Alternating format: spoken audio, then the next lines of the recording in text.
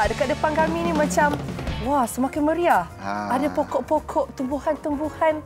Sebab bukan saya dengan Zack nak menanam atau apa sebagainya. Dan bukan juga kami nak buat kuis. Ini apa? Itu apa? Itu apa? Tidak. Tapi kita selalu bersama dengan tetamu yang kita katakan tadi yang pakar. Ya, yang pakar. Ahlinya.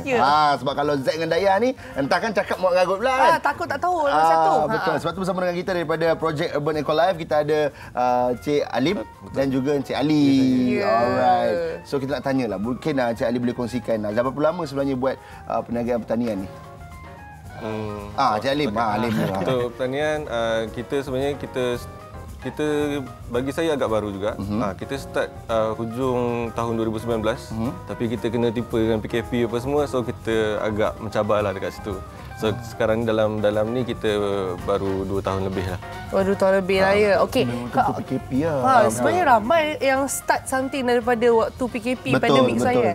Tapi saya bila bercakap tentang topik kita, saya dengan Zack cakap tadi pasal herba, tumbuhan herba. Zack kata, Dayah, ulam tu kategori apa? Macam mana sebenarnya kita nak tahu tumbuhan apa yang herba ataupun tidak? Okey, dia ada beberapa cara lah yang saya bagi yang mudah dan senang kita nak cari kan. Sebab zaman sekarang moden, kita pakai internet je, betul tak? Di ujung jari kita.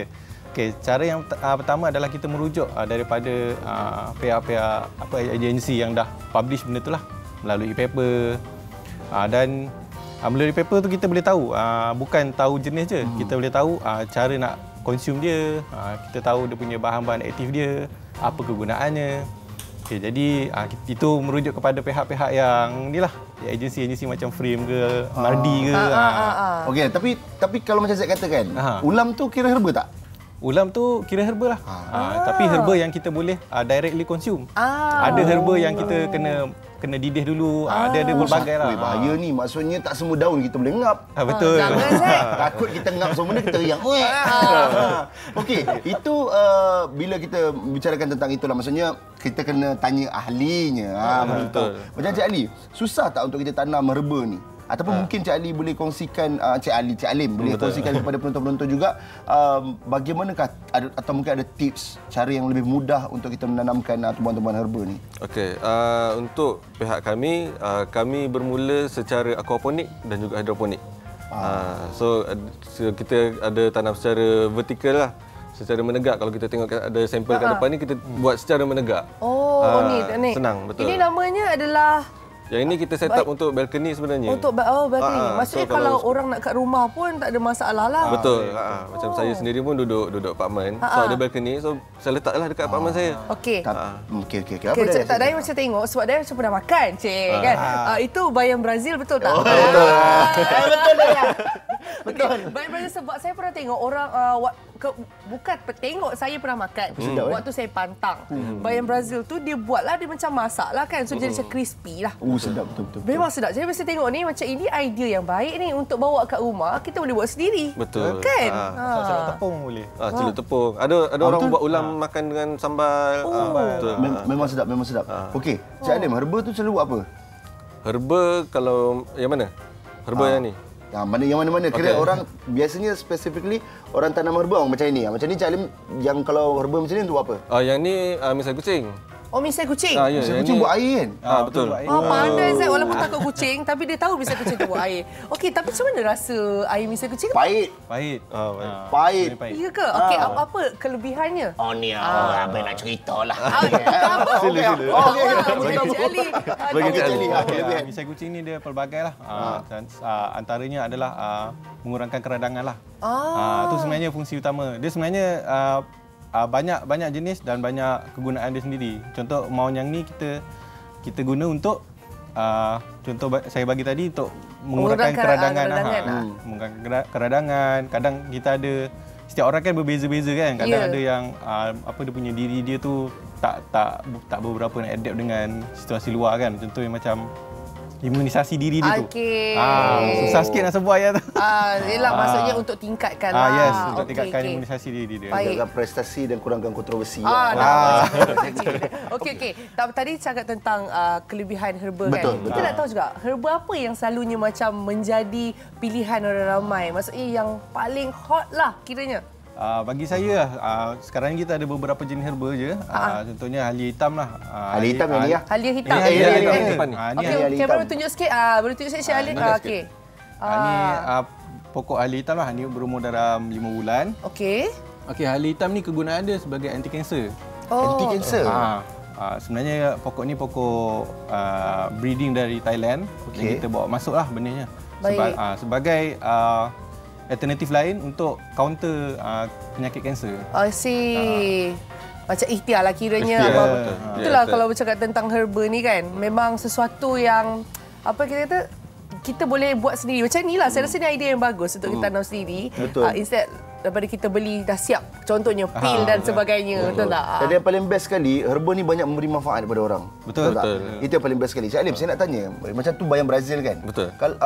Memang kalau bayam Brazil ni, kita boleh petik terus, kita boleh makan terus ke macam mana?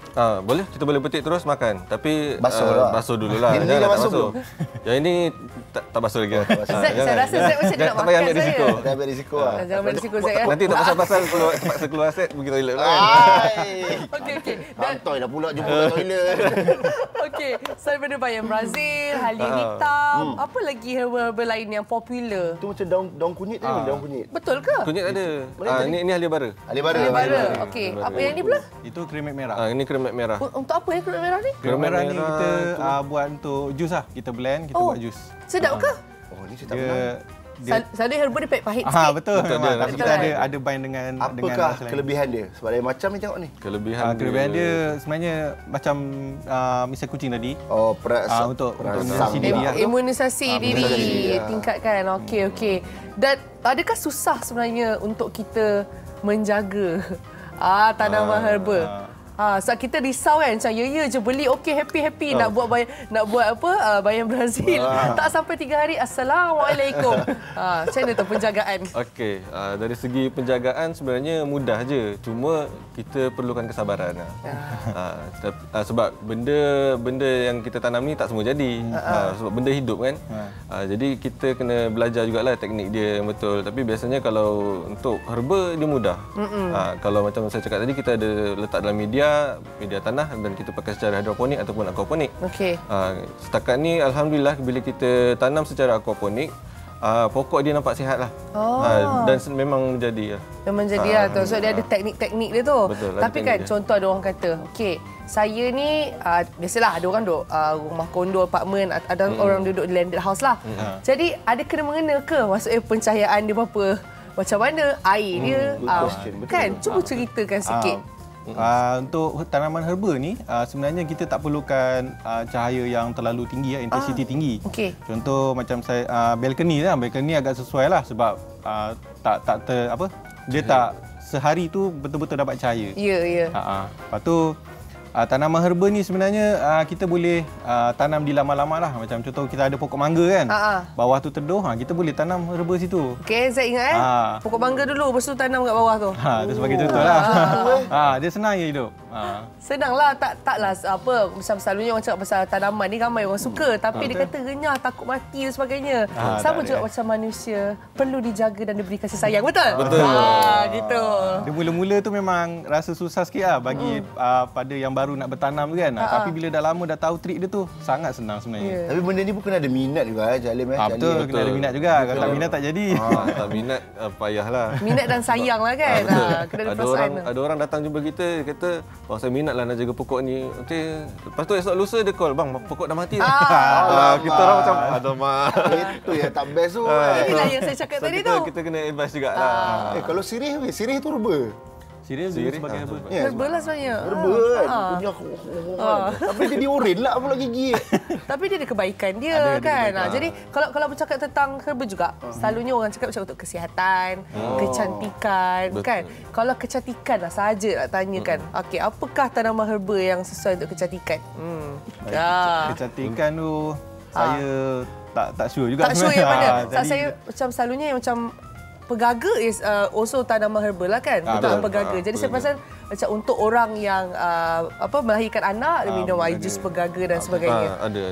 Macam Cik Alim dengan Cik Ali rasa Dayah bakal ni cantik tak? Astaghfirullahalazim, soalannya pun. Cantik kan? Macam muka macam ni makan ulam apa? Hai, ya Allah. Saya tak tahu, kena tanya tuan. Dayah makan ulam apa? Boleh interview saya sekarang. Dayah makan ulam apa? Saya itu kita boleh kongsi di episod seterusnya. Okey, apa-apa terima kasih banyak Cik Ali. Kita santai-santai je untuk borak kopi tiam. Okey, tapi saya yakin ramai penonton-penonton kita dekat luar sana yang nak tahu dan nak kenal dengan lebih lanjut. Kat mana boleh follow Cik Ali? Ni kita punya kita boleh jumpa dekat Urban Eco Life. Type je dekat Facebook, Instagram, TikTok pun kita dah ada.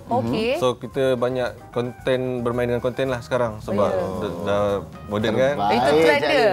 Betul. Tanaman herba, orang kata TikTokers. Itu rahsia menanam herba di depan rumah. Memang kita akan buat konten-konten macam tu. Baik, Cik Ali, terbaik. Okey. Jadi terima kasih banyak Cik Alim, Cik Ali. Semoga dipermudahkan segalanya. Terima kasih untuk invite kami.